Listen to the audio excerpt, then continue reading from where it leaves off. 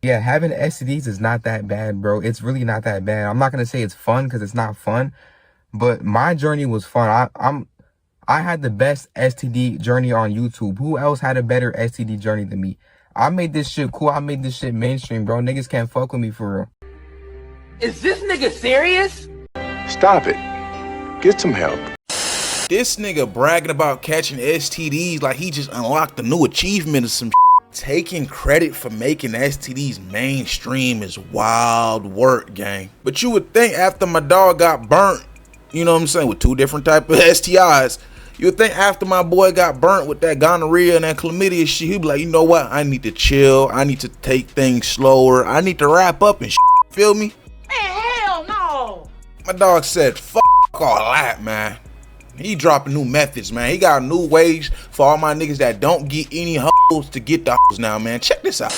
A lot of people still don't understand the registered S-offender method, so let me break it down for you one last time. First, you want to find the website for your state. Just look up your state and then S-offenders. This is California's, for example. Then you want to search near you until you find who you want. This can vary from 5 minutes to 5 hours. That girl right there was so freaky that she made the news for it. After you search through the Goodwill bins and find who you want, you want to search for their Facebook. I'm going to use this person for example because I already linked them and made a video on it and blocked them and all that good stuff. After you find the Facebook, don't even dribble, just shoot. As you can see, I went straight in for the kill, what Kodak said. I didn't think she was going to go for it, but I didn't pump fake, I still shot. I kept shooting until it was game point. You had to be persistent. I don't even need to say too much. I picked her up from the airport this day. I already made a video on it. Alright, so I'm going to pick her up from the airport right now, y'all. Don't forget to check out my exclusive content in my IG bio. Also, I do have a Twitter in my IG bio for sneak peeks and previews. I already know I was tripping this day. You don't have to tell me, you can see it in my eyes. Here's a quick bonus tip if you can't find them anywhere on social media. So you can go on this website called True People Search, type in their name, and then find their relatives. After you find the relatives, you can look up the relatives on Facebook, and then look through their friends, and then try to find your victim. Or on Instagram, you can search for your victim in the following. Mind you, this is the last option. You should not be doing this. Only do it if you're down bad. I just do it for content. This isn't wrong at all. All this information is public. You just need to apply your resources. Hey, yo, what the fuck? This was the most down bad shit I ever heard, but I gotta give bro some props, gang. He low-key lacing the losers up with some game. Like all the dweebs, y'all might want to listen up, gang. All y'all niggas that want to go around here beating up all the ladies because they don't fuck with you or sexually assault them or even shooting up the schools or shooting yourself up, whatever the fuck, doing all this crazy shit over some when in reality, bro just gave y'all some game and y'all could meet all the freaky, horniest, weirdest bitch y'all want to meet, man, and do what the fuck y'all want to do with the He ain't lying. What you need to do is become a corrections officer. It's very simple. I like to call this the Rick Ross method because he's the only one that knows about this and he's gatekeeping it from everybody else. Imagine having over 100 work girlfriends. Just think about how nice that sounds. It doesn't matter if you got wifey at the crib. This is the ultimate clip farming. You're with women all day and there's nobody around and it's just you and them. You can have a different type of relationship with every single girl in there. This one could give you some. This one could give you game. This one could have a good conversation. This one got money at home. Just have fun. I know girls who would do anything for $100. Imagine what the girls in prison would do for some extra coffee at breakfast. This is like playing the bum 55 overall doodle shirts that keep coming back around and you're just getting your rep up. This is like having the automatic rebounder when you shoot the ball and you could just keep shooting and keep working on your form. Officer Ricky was a nobody before this method. Before he knew about putting Molly in the champagne and them not knowing it, he was a nobody. He wanted to be a corrections officer for the experience. And it's really not hard to be a corrections officer. It pays $6.5K a month and all it takes is 12 months of training. Are you kidding me? It's the real life opposite of pay to win. You're getting paid to win. Make sure you check out my 18 plus content if you want to see my methods being put to use. You want to see my tapes, you need help with my methods, anything, but you have to be 18.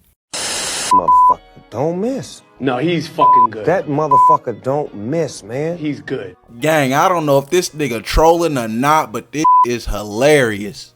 That nigga low-key is giving up game. Not the best game, but game is game, you know. And that doesn't mean he's not completely out of his fucking mind for doing this dumb ass shit. Because all this shit is going to catch up to him. And he's probably going to end up getting a disease that he cannot just cure like that. But hey, it's your business, gang. You know, I'm just observing from a distance. I got gonorrhea and chlamydia within 2 days of being in Japan.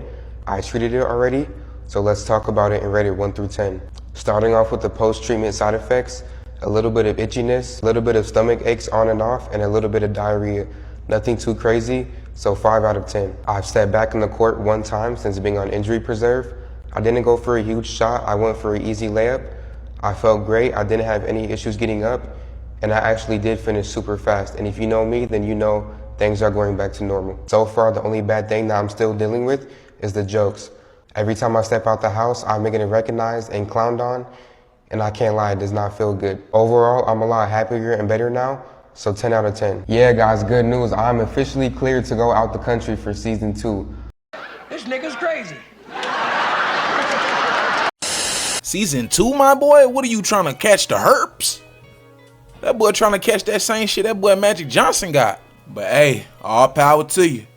But I know y'all wondering why this nigga got an eye patch on. Apparently this nigga was jumped by some goons in Japan that was sent by the woman that gave him chlamydia. That boy very scam likely said she tried to put a baby on him, and when he peeped it was like a whole fake play.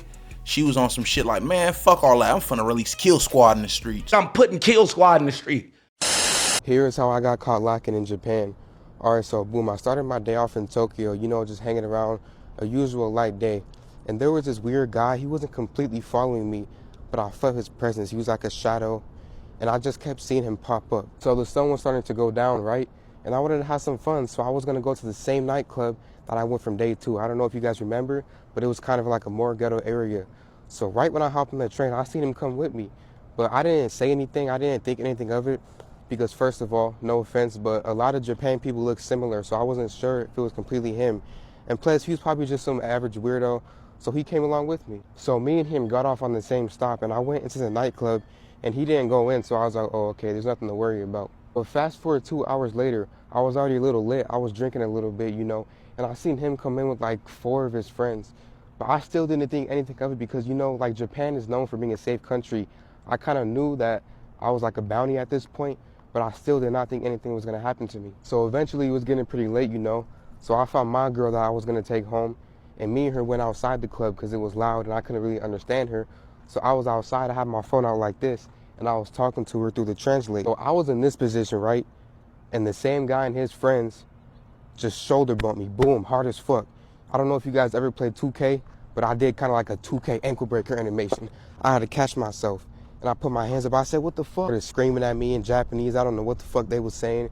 They was calling me slurs in English, so I knew it was about to go down. I was like, oh shit. I pulled a veteran street move.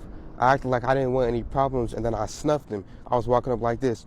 No, no, no, no, no, no, no. Boom! You see, I dropped the shoulder on him. That's what you gotta do. Boom!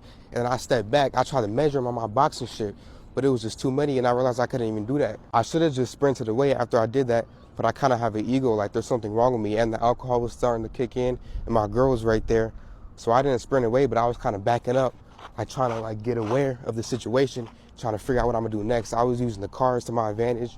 I was trying to see what I was gonna do. There was a guy on the left of me that was starting to get kind of close, so I tried to hit him, but then I fell on the ground, and all of them hopped on top of me and started teeing up. See, if I was sober, I would have probably knocked him out, but the alcohol was kicking and I was lit, so I wasn't in my right mind. But I was balled up like this. It was my first time in my life that I was ever in that position. It went on for like 30 seconds. They was hitting me in my rib and everything. He caught me in my eye. After that went on for like 30 seconds of me just getting pounded on.